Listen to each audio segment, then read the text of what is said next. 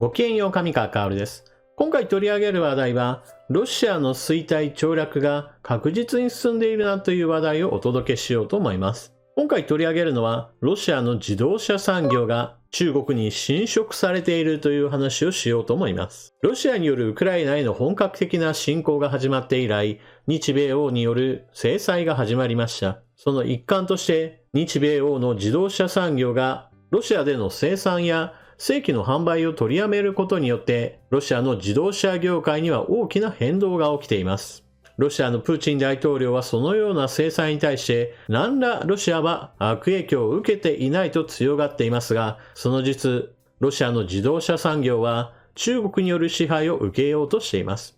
それは一体どのようなことからわかるのか、今回の動画では解説していきましょう。それでは、ロシアが国産車だと売り出したものが全然売れてないよというニュースから見ていきましょ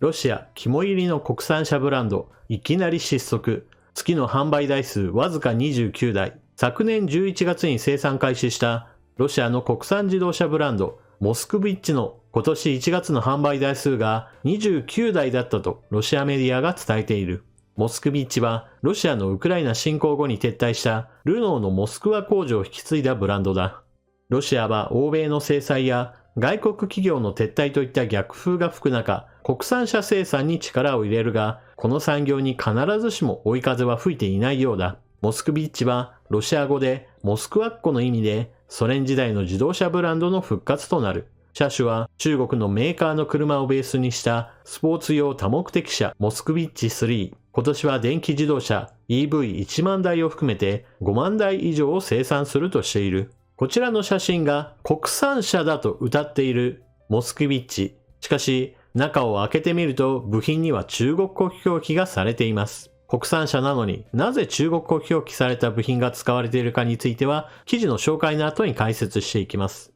生産開始時には副首相やモスクワ市長も工場を訪れ期待の大きさを伺わせた。モスクワで昨年12月末に販売を開始し全国に拡大していく計画だ。ただロシアメディアによると昨年12月の販売台数は電気自動車2台を含む6台で1月までの販売は計35台にとどまった。価格はガソリン車で約350万円、電気自動車で約630万円となっており、国産車としては高すぎるといった声が出ていた。ロシアでは昨年2月のウクライナ侵攻後、トヨタ自動車やドイツポルシェなどが販売停止や生産の撤退を決めた。部品の正規輸入も難しくなり、国内大手アフトバズがエアバッグなどを装備しない新車を発売する事態になった。欧州ビジネス協会によると、ロシアの2022年の新車販売は68万台と前年から 58% の大幅減となった。記事の補足を少ししておきます。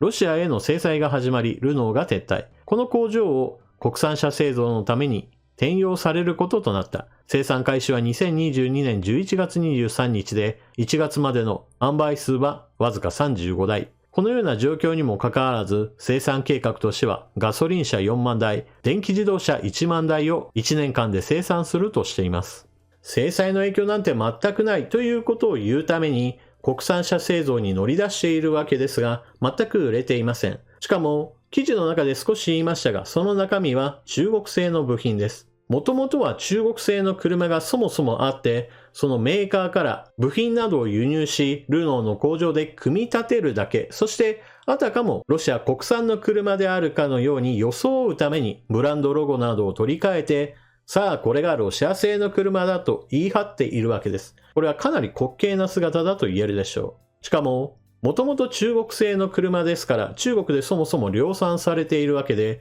その量産された車をそのまま輸入した方が基本的には安くなります。しかし、国産車であることを謳うためにわざわざパーツ単位で輸入していますから、結局のところ中国で作ったものよりも余計な手間暇がかかっている分だけ割高となります。そのために価格競争力のない車が作られているというわけです。ですから車を作っても売れないとなれば、この生産計画はどこかで破綻することでしょう。赤字をどこまで許容することができるのかはわかりませんが、作れば作っただけ赤字がかさむことにとなるでしょう。そうした意味で、ルノーの工場を国産車製造へと転用したわけですが、結局この工場の作業員の人たちは最終的には路頭に迷って、ロシア国防省から動員の招集令状が届いてしまうのではないかと私は見ています。そして、今回ご紹介した記事に加えてもう一つの情報を提供しましょう。それは、現在ロシア国内において中国メーカーのシェアがどんどんと伸びているということです。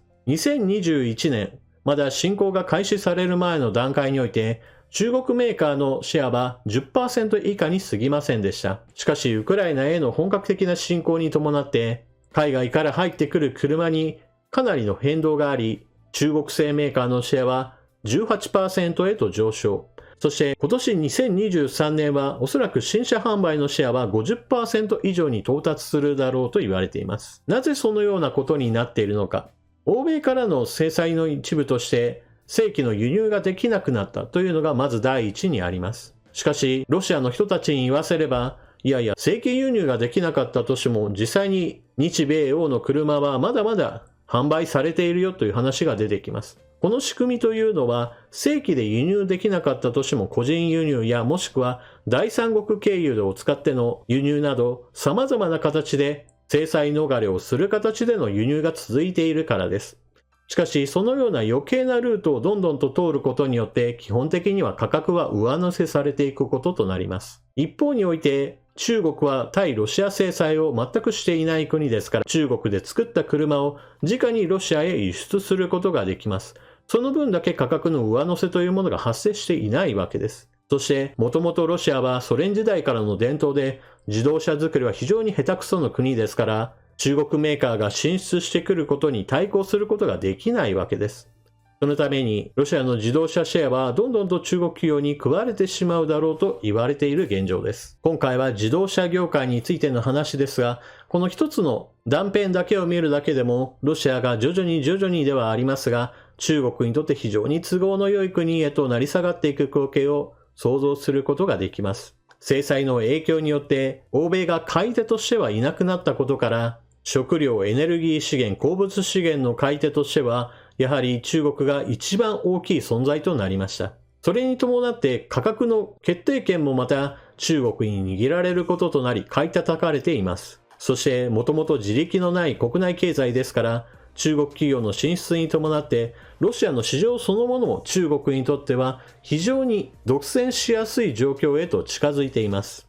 このような状況は中国にとって都合よく進んでいくことは明らかなわけですから、プーチン大統領のウクライナへの本格的な侵攻というのは、ロシアの国家経済やロシアの未来を自らの手で破壊し、結局のところ彼自身の欲望や執着に基づいた行動の結果に過ぎないというのをよく感じることができます。愚かな侵略行為などさっさとやめて、ロシア軍は撤退して戦争を終わらせてほしいものです。というわけで今回の動画はここまで。最後までご視聴いただきありがとうございました。チャンネル登録していない方はぜひともチャンネル登録していってください。そして動画を見終わったら、評価ボタンのクリックと、あなたの感想コメント、そして投げ銭機能もあるので、ぜひともご利用ください。さらにもう一言加えると、動画で情報発信もしていますが、同時並行で Twitter でのニュースの紹介もしています。動画を作成するよりも Twitter でつぶやく回数の方が圧倒的に多いですから、ぜひとも Twitter のニュースアカウントのフォローもよろしくお願いします。